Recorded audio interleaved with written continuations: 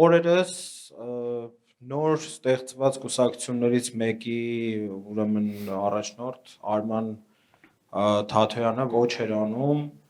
ուրեմն նախկին նախագահներին չմասնակցել 26-ի ընտրություններին, որպեսզի հնարավոր լինի հաղթել Փաշինյանին։ Հարցս հետևյալն է, ուրեմն այն մարդիկ, ովքեր իրենց հետևից չունեն գնացող անգամ 10 հոգի իրենց հավատարիմ մարդ, ինչ իրավունքով են այդ հայտարարությունները անում եւ այստեղ եւս մեկ կարեւոր փաստ ֆիքսենք, հա։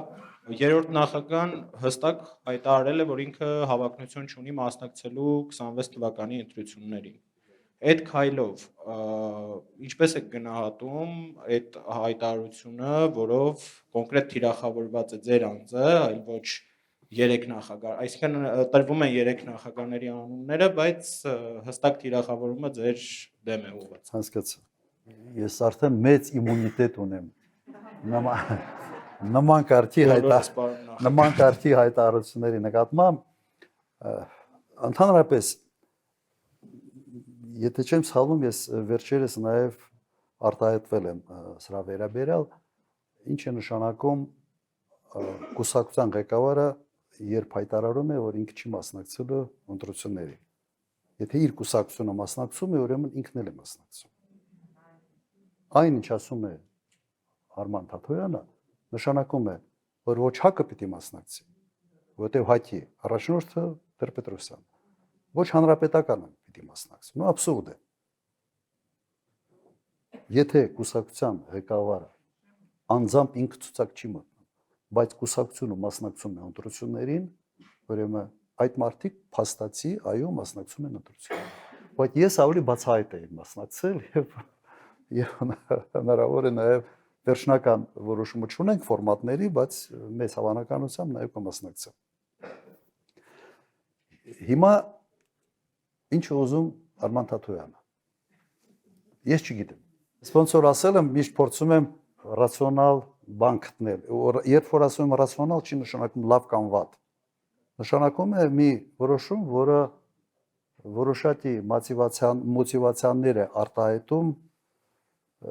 որոնք կարելի է հաշվարկել, ուղղակի տեսնել կամ չտեսնել։ Կա մի հոսույթ նախկինների ու ներկաների, որը հիմնական զենքերից մեկն էր Նիկոլ Փաշինյանի մոտ։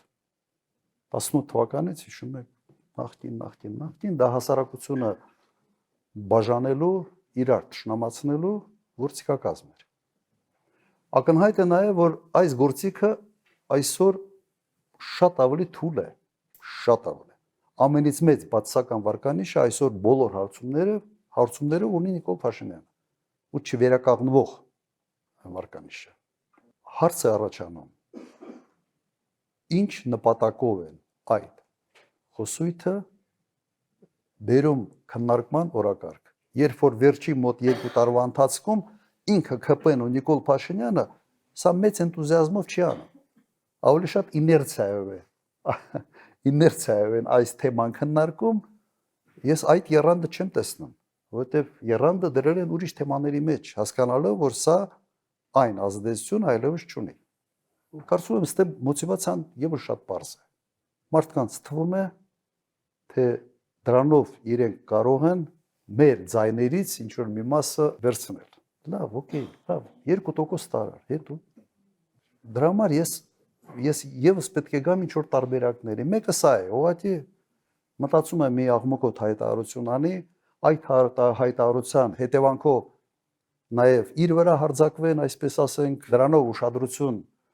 ինքը ասենց իր անունը ավելի ճանաչելի դարձնի եւ այլն, այս բացատրությունները սրանք է։ Բայց ես այստեղ եւս չեմ տեսնում ողջամտություն, իսկապես չեմ տեսնում, որովհետեւ չեմ հասկանում եւ չեմ տեսնում, որ սա ինչ որ լավ բան է բերելու։ Իր նկատմամբ մի վերաբերմունքս միշտ լավ էր, ինձ համար վերև անսպասելի էր